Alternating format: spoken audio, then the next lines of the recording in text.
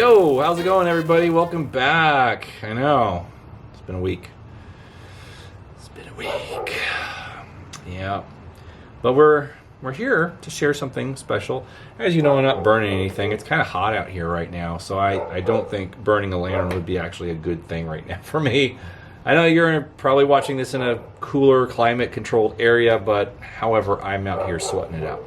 But we wanted to make a quick introduction video. Now, first, a shout out to Chris Cunningham, who sent me this lantern.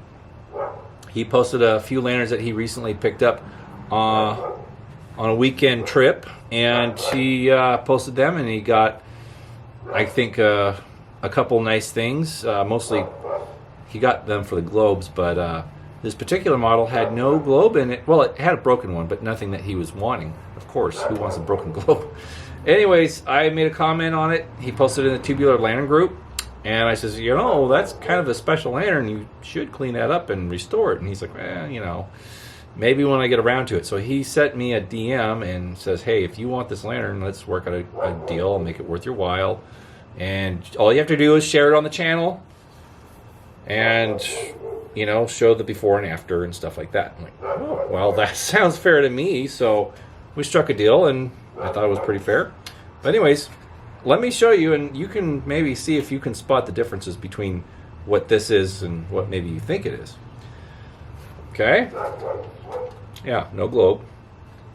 You recognize this frame? Does it look like a CT ham? You're right. It is a CT ham. It's a No.2 Cold Blast CT ham, circa 1898-99. As you can see, it has that little rolled little crease up here that some of my other ones have. So it's right around on the cusp prior to 1900, maybe right at 1900. But anyways, this doesn't have a lift lever. You see something different? Yeah, pin lift. Check that out, man. Pin lift Cold Blast. Yeah, pretty cool.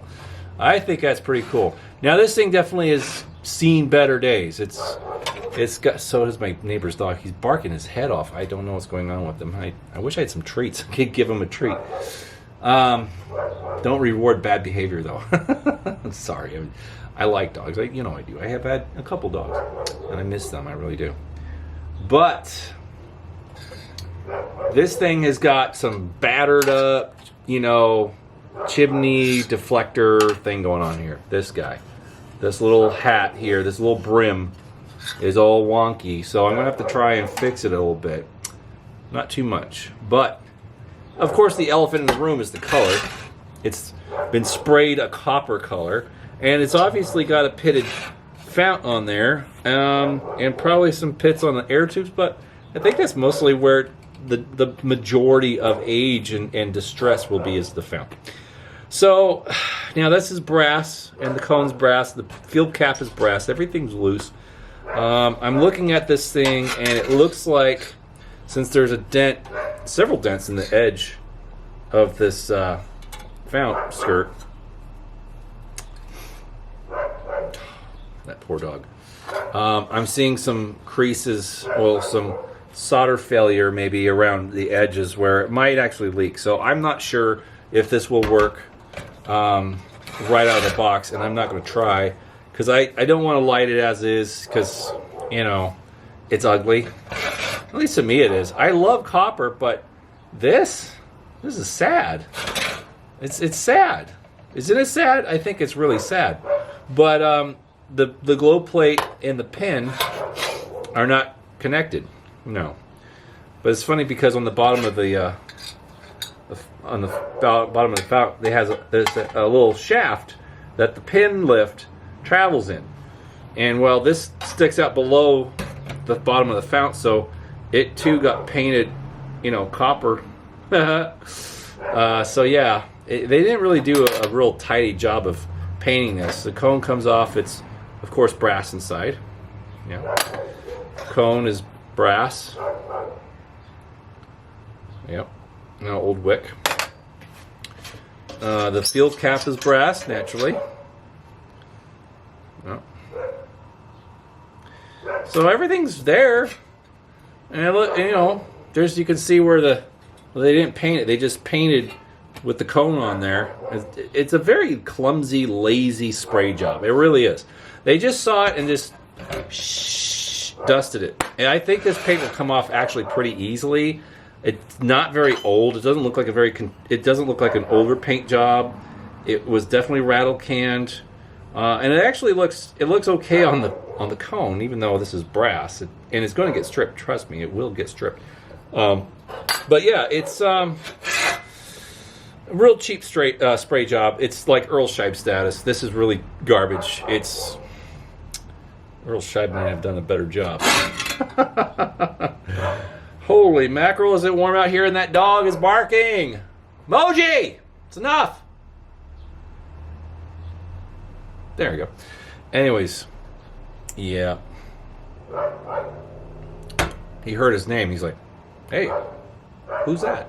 And then back to work. Yeah. Anyway, CT Ham, Cold Blast, Pin Lift. These are not very common, friends. No, they're not. The Pin Lift design was definitely way more common with, say, the number 20 Searchlight, which I did a video on. I have one. Also, there was some Hot Blast lanterns that had Pin Lift early on, 1890, 91 era, a little further into the 90s as well. But CT Ham definitely did a few Pin Lift designs, and they liked it. And it kind of carried on for at least close to 10 years, you know. So by the late 90s, early 1900s, it was pretty much, they were done. They weren't doing pin lift stuff at all. And that was it. Let me bend this a little bit. There we go. That's better. That's better. And this globe plate is almost a horseshoe. Look at that thing. Look at that thing. It's just like... So I might try and bend that out, flatten it a little bit, you know. Yeah, but I'm not going to try too hard. I don't want to damage anything. But we will strip this. We will strip this, and we'll do a stripping video. Well, you know what? No, this is not going to be that crazy to do. All I'm going to do is spray it and put it in a bag. But you know what? I might as well film that. If you really want to see how I do it, I'll film me putting it into a bag after I spray it down with oven cleaner. All right, that's fine. That works. But yeah, this has definitely got some pitting going on under the paint. It's not gonna be the prettiest lantern, but she will burn again. Mark my words, she will burn again. She will be a fun one to have, and yeah, we'll see what happens. All right. You know, I have had worse lanterns. You know, as I inspect this, I see that the bail holes are actually good. They're not elongated. They're not stressed out or broken. I just have to tweak this a bit and get it good. So, in all fairness, it's actually not that bad. Yeah, it'll be fine. You know, I think I might be able to put a globe in it just for kicks. You know, yeah, I might be able to put a globe in there just for kicks. You know, yeah. No, well, not that one. Not that one. What globe do you want to put in there? What's this? Is this a special one? Oh, that's an amethyst one, isn't it? Yeah. It's got a little purple tint to it. No, that's not the right kind of look. Well, you know what? What the hell? What the hell? Sorry. Let's put this in there just for fun. Right. There we go. And you're like, oh, that's a hot blast. No, that's a number. No, the parrots. You get to hear the parrots. What do you mean parrots? What do you mean parrots, Rob? Oh, I mean that. Parrots. You get the best parts of Monrovia today on this video. You get the South American green parrots, and then my neighbor's dog barking his head off. What's that do I hear? Ah, helicopter. Trifecta. Fantastic. Anyways, friends, there we go. Now it looks a little more complete with a globe in it. Yeah, that's a helicopter. Not this, that. Anyways. Yeah, man. Let's see, does this lift up and lock? It does. See? That's how it works. And then you go like this. Well, you're supposed to be able to push in on that and it will fall. Or not. Anyways. I'm not going to force it. It doesn't want to fall. Let's see here. What are you doing? There you go. Well, maybe it needs to be lubricated, but anyways. Yeah. You've seen the other one I have. I have another pin lift. It's a little earlier. It has the patch corners. This one's late 90s, cusp of 1900. Anyways. So there we go. We will get back to you guys with me putting it into a bag covered and smothered in oven cleaner. So yeah, stay tuned for that. And yeah, we'll get back to it shortly. Okay, so stay right there. Don't go anywhere. See you soon.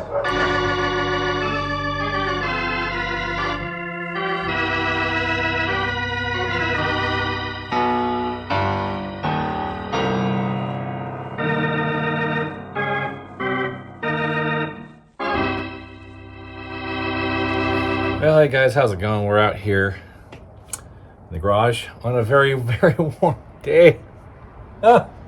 This is what I'm doing for you guys. I know, we're doing a strip video.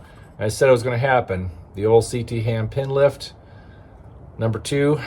Yeah, it's going to get some of this stuff. So, yeah, we're going to do it. And it's not going to be too exciting because I'm just going to go and then put it in one of these. So I got, this is the magic formula. Easy off, yellow cap, important. Well, the whole can is yellow as well.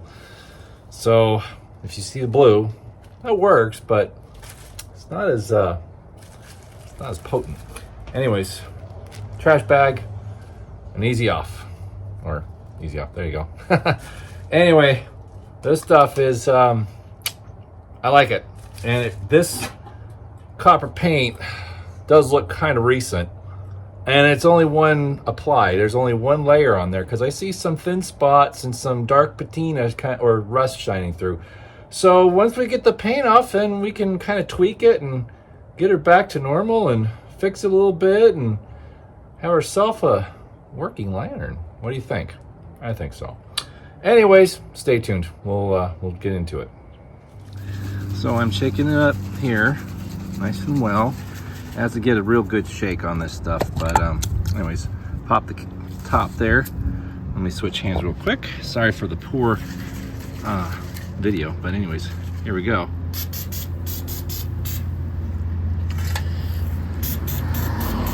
This might come off pretty quick. I'm hoping that it will, because this is really trashy, cheap resale copper garbage, and this is pretty hardy cleaner. Yeah, it is, thankfully. Yeah, don't need to really go too crazy on this, because it is a pretty weak spray job. It's just one single layer. I don't think it's going to take too much for this to get done, but yeah, that's pretty much coat it as much as you want, and we're going to put it in the bag, which is right there. We're going to get the little plate and also spray it here. Come on now, there we go. And we can just do that there. And, put this on there, or there we go. Put that under there. Sorry, let me focus on what I'm shooting here.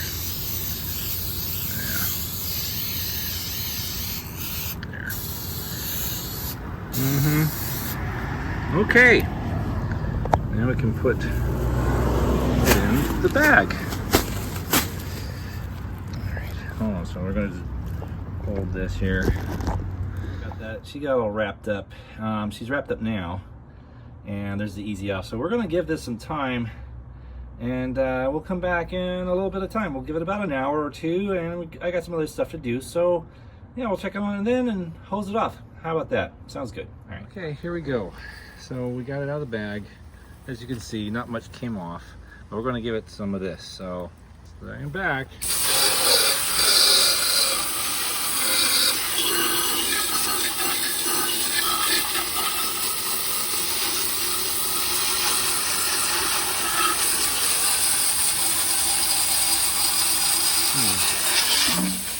Well, you don't have to do that.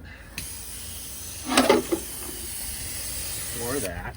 Gee whiz, this thing's so touchy.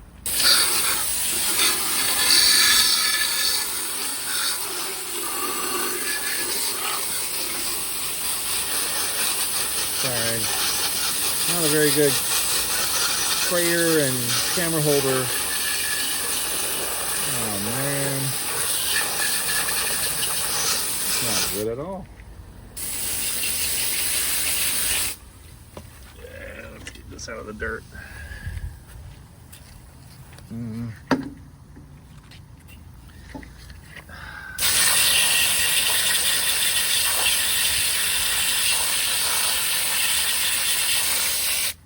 Okay, now we got this little guy here.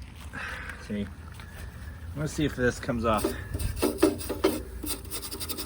scrub it. See if it's coming off at all. Let's see here. Come on. It can't be on your cheap copper paint, you know. Come on. Ugh.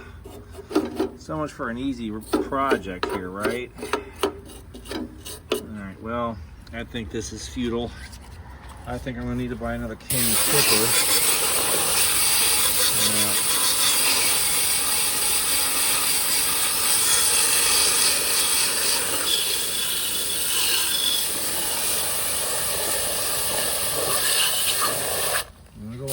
There's a lot of that stuff in the bucket. Maybe I'll just let it soak in the bucket. Maybe that's a good idea. No.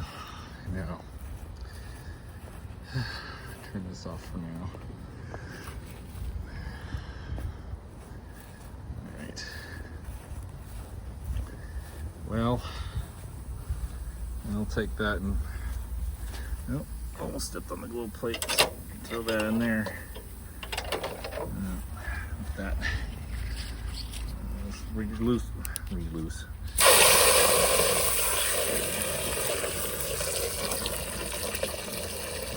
Take the pressure out. Yep. All right.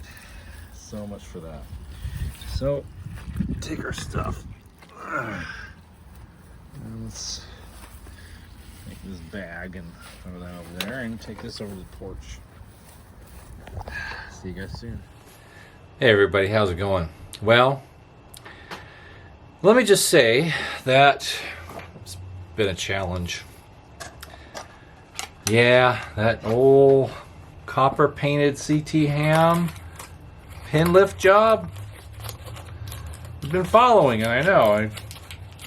We've been doing this all together, sort of. And sometimes my phone on my camera has deceived me, thinking that I was recording while I really wasn't. So there we go. But anyways, I got some of the process down, and we'll be grateful for what we have, right? Anyways, I guess this lantern was a little shy. I didn't want to be, overly recorded. That's fine. Anyway, got a few other things to share. Not too many, but we definitely have I would say an end result, considering this project, and we will share it shortly. Just preparing myself. It's actually not terribly too hot today. It's actually quite nice outside so far. It's still in the AM, barely. And we're going to be having a little bit of a smoke together. So for those who are inclined, by all means, this is your opportunity to join me. Yes, it is. Now, shout out to Florida, way out there on the East Coast, in the summer resort land of the southeast. Good old Florida. Yeah, got a friend out there. He's a lantern guy. Of course he is. That would be Mr. Jerry Lewis. How's it going, Jerry? Now, he surprised me. He sent me something I had no idea that he was going to send me. And, well, let me get a match. Get ready for it. And it's this guy. Isn't that beautiful? 1940s K. Woody Bulldog with the straight tapered paneled stem. Look at that. Now, I have a very similar pipe like this. You've all seen it. You've all seen it. And I've smoked it plenty on this channel. And it's one of my favorites, but it has a little stepped, notched stem on it. And that's a great pipe. It's early 50s. I got it at a thrift store for under $10. And I cleaned it up and it smokes great. It's definitely still in the rotation. I enjoy it at least once or twice a week. But this one, Jerry sent it to me. Free of charge, just because he's that kind of a guy. And he's definitely not a straight stem billiard type of guy. This is not technically a billiard. This is a paneled, bulldog. But yeah, it's a beautiful pipe. He cleaned it up. He did a great job on it. And he actually, when I got it, I kind of smelled the chamber. I'm like, that smells kind of familiar. Come to find out, he enjoys Quiet Nights by GLPs as well. And I said, and that's what I first enjoyed in this pipe was GLP's Quiet Nights, and it's still one of my favorite English blends or pseudo English blends. And so I was talking on the phone with him. He says, "Yeah, I think that's the last thing I smoked in that pipe was Quiet Nights." I'm like, "Perfect, then that's going to be it." But I have some early morning pipe packed away in there, and so we're going to get it started here and see how she does, and we'll enjoy it together with all you guys here. Now I have a match that was a struggle. Well, didn't help that I wiped this bench down with WD-40 the other night.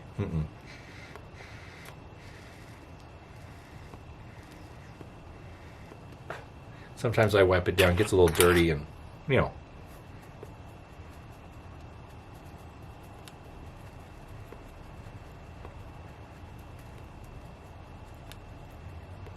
that's enough just for our video. Not a full chamber, but enough to be out here while it's still nice and enjoy some time together. I think so. Very nice. Draws perfectly. Great shape. How does it look? Does it look good? I think so. I think it looks good. Good stuff. Thank you, Jerry. I really appreciate it. It's a great pipe. Unnecessary, but great. Thank you so much for that wonderful gift. And, well, we'll have to just return the favor at some point in time, I think. Yeah. I might have a pipe somewhere that could be better enjoyed by somebody else. Anyways, so as you can see, I was battling with this ham and that copper paint. It was not nearly as lightly painted as I had hoped. Well,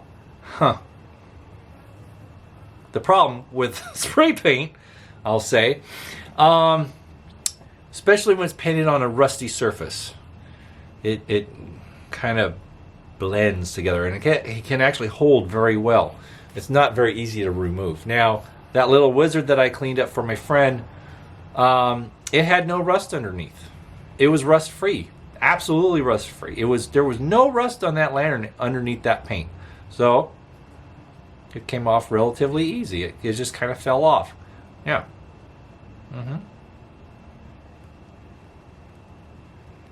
Thankfully, that was an easier project, but it came out beautifully.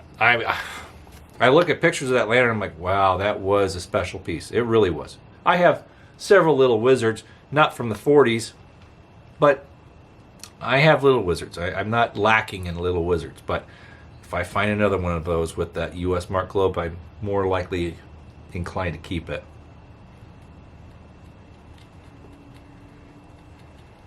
That's just a piece of World War II history I wouldn't mind having, because me and World War II, we definitely have an understanding that I'm a historian, an interested fan of one of those situations. But anyways, yeah, this thing did not want to yield to me. The copper paint was definitely very much on, and I applied it 3 times. 3 times, friends. 3 times. It was ridiculous.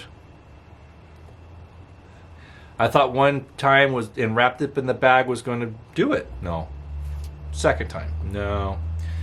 And it would only flake off in sections, not portions at a time. It was just like dink, dink. As you could see, I was hosing it down with the high pressured water, and the paint would just go, just flake off in little spots. Not much at all. But anyway, you ready? You done with me? Yammering and carrying on and all that stuff. You want to see the lantern? You want to see this thing? Well, where did I put it? Oh, here it is. Now, there's still a little bit left to do. I have a few little areas that I still need to address with the stripper. I still have a little bit left with the oven cleaner. And we will address those this week. But I figured it's time to share it because she's about 90% done. And she works. She does run. And I think I got it to a point where I do like it now. The bail handle itself could still use some stripping, and that's easy enough. I can do that later. But without further ado, here it is. Not bad, right? And there it is. There's the business end right there.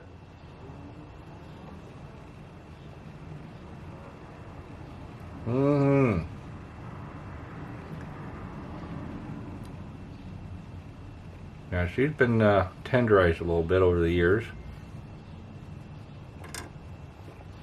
But it's good. It's good stuff.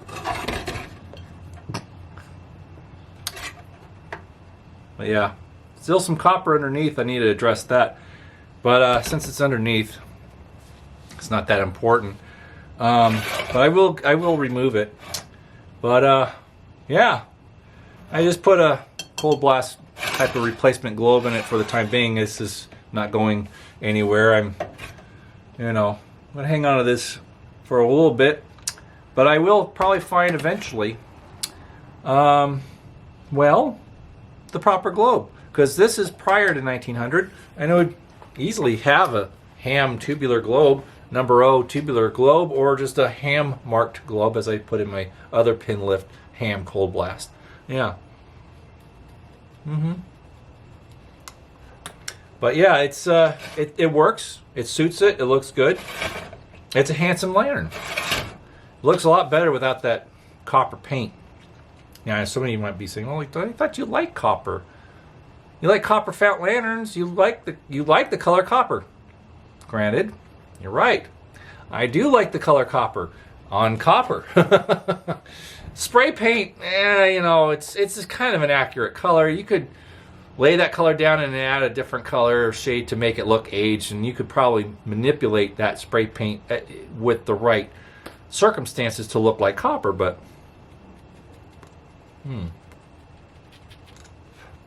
on a rusty pitted metal frame, it doesn't really look like copper at all, because copper doesn't pit.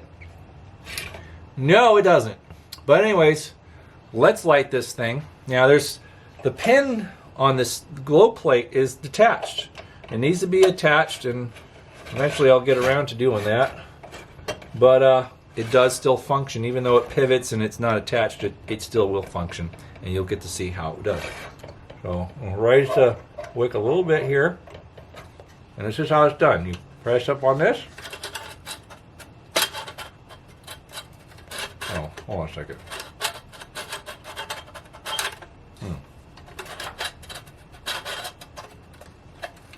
There it is. See? Like that. It's a little cantankerous. It really is not the best design. It's not. But it's unique. That's better. There you go. There you go. There it is. Okay, so to release it, you pull back on this little tab, and but I'm going to hold the globe here and do that way. Yeah. There we go. Not bad, huh? Hey, making a video. Do you mind? There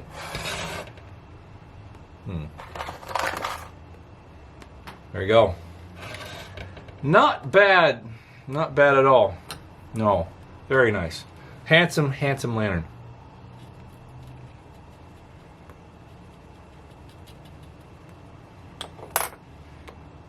Nice, beautiful pipe. Little early morning Dunhill blend. And a CT ham from the late 90s. That's right. This is, it's really hard to kind of pin down exactly what time frame this example falls under. Because there's not a lot of catalogs that exist still that show all the models. Now you can find the 1896 catalog in the CT Ham catalog that's in PDF form on the Tubular Lantern group on Facebook. There's a PDF, you can download it and look at the pages, each page. There's nice, decent scans of each page of the 96 CT Ham catalog.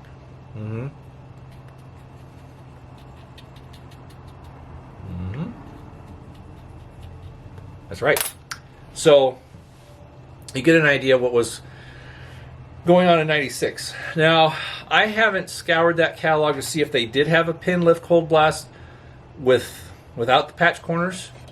I looked through it several times. I don't recall seeing this model in the 96 catalog, but I would hazard a guess that they didn't, because this has got the crimped, seamed, round tubes, which came around later.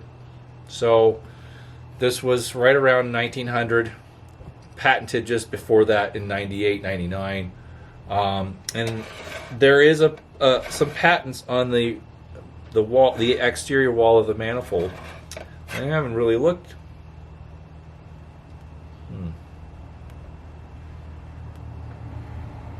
This had some rust on it. As you can tell, the fount is pitted well, and not terribly, but well. Definitely in some spots more than others. But yeah.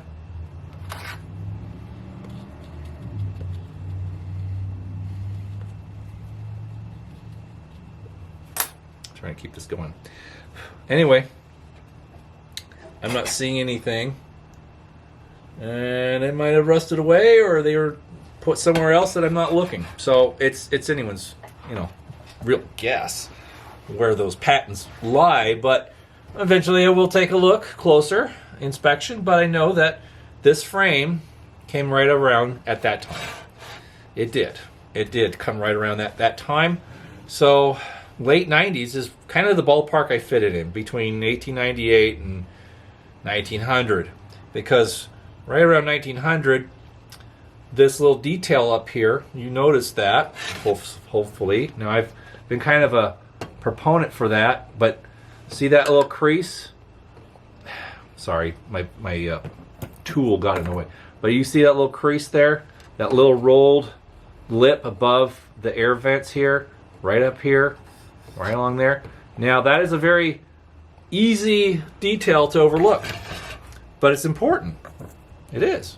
I have that on my CT Ham dash and my CT Ham number 1 and number 2 cold blasts. Same detail. So they're the same era. Absolutely.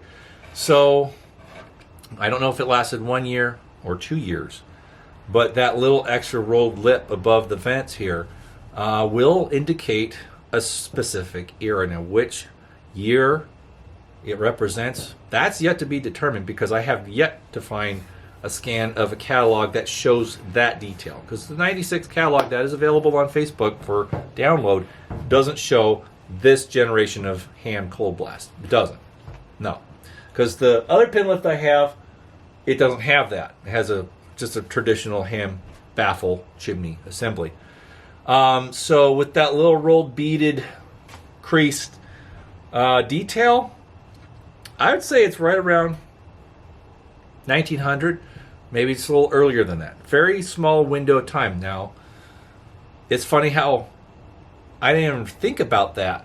I never noticed that detail until, well, I bought a CT Ham No.2 off of another collector, off the group, who bought it because it was cheap. It was a very affordable lantern, and he bought it just, well, he saw it in an antique store for a fair price, and he wasn't going to buy it because it needed some work. It was missing a fuel cap, but it had great patina and all that jazz. I fell in love with the way it looked because it looked so cool.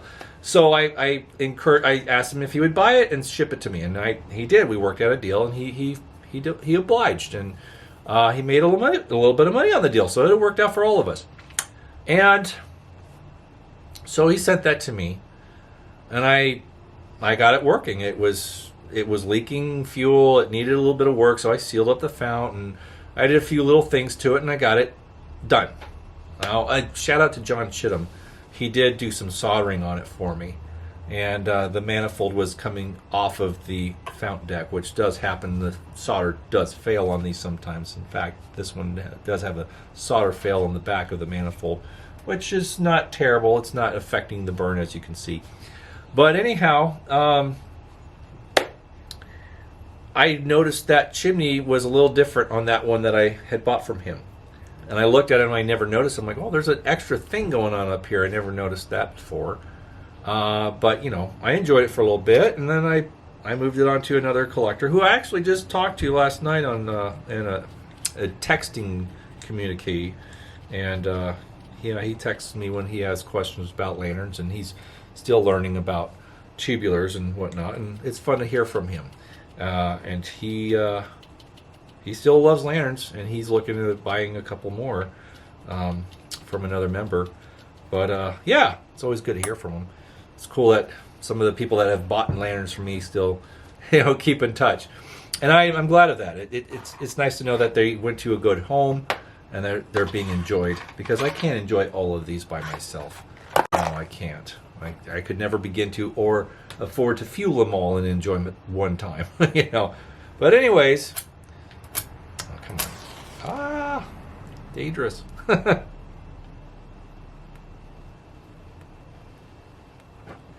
I don't know what it is, but I love ham lanterns. Mm-hmm.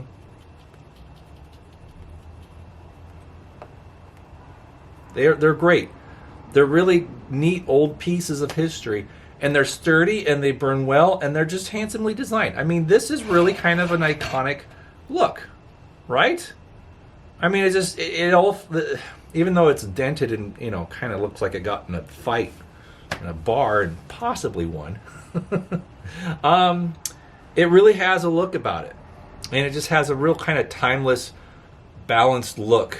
Well designed. The Ham Company really had some wonderful designs, and their function is great. The pin lift, yeah.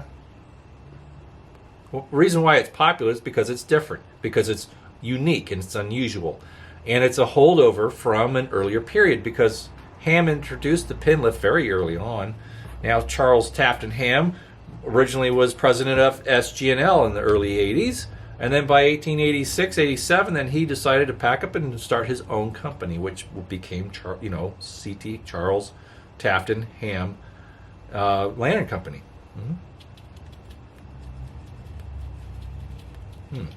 That went out fairly quick. Anyways, so yeah, and they produced a high quality piece. Some of us that own Ham lanterns, most of us do from one degree to another, understand that they are very well made, and they're very well executed, and they're just nice. It's hard to deny it. Even though they can be common, there's certain ones that aren't common. The earlier ones are definitely uncommon, and there's a lot of variations that kind of came out in the early 90s that are very hard to find, and people will go after them because they are hard to find, and they're very obscure, because as I've talked about here, Charles Ham, come to find out, was a big believer in supporting his employees, and what's the word I'm looking for? My brain is mush today. Promoting them when they've shown an advantage over other staff, where they kind of make improvements on their own initiative on his patents, and then he would say, hey, that's actually a good idea. Why didn't I think of that? You know what? Guess what? You're moving up. And he would promote them without telling them. They come to work and it's like, hey, you're not here anymore. You're upstairs, you know. Yeah, they get moved along. So he was very much supportive of his staff, and he encouraged them to improve upon his designs and patents. And there's evidence of that in some of the lanterns that we've seen from the early 90s and into the mid 90s, I would say.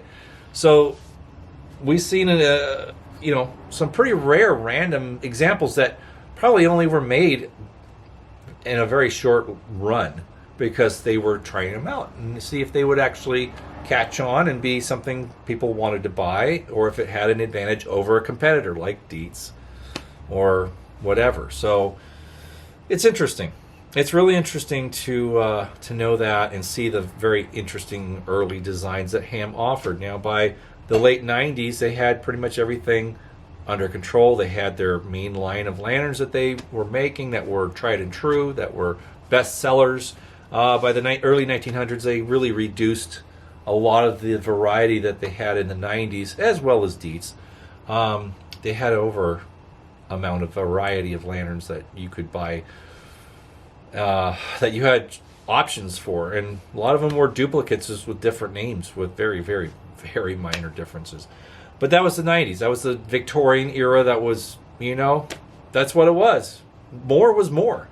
But by 1900, they started to, throttle back and concentrate on the best sellers and refine their catalog to what was really selling, and not overproduce things that were not selling as much. And they saved money that way. They economized and had a successful business. But yeah, sadly, Charles Ham passed on in the early 1900s. I believe it was 1903, 1904, right around there. And then his son took over the business, and he passed on in 1912 or 13, if memory serves me right. And then the company was sold to Dietz. They bought it. And no more CT Ham by 1913. That was it. That was the last hurrah. So yeah, but it was a good run. 1887 to 1913. It's not a bad run. And that's kind of when a lot of other companies were being bought out by Embry and Dietz. They were kind of buying up a lot of the competition, such as Berger and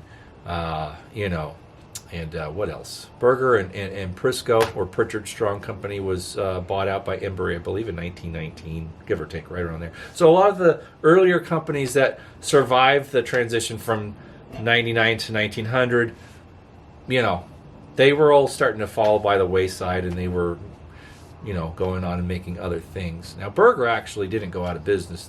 Their lanterns they stopped making lanterns.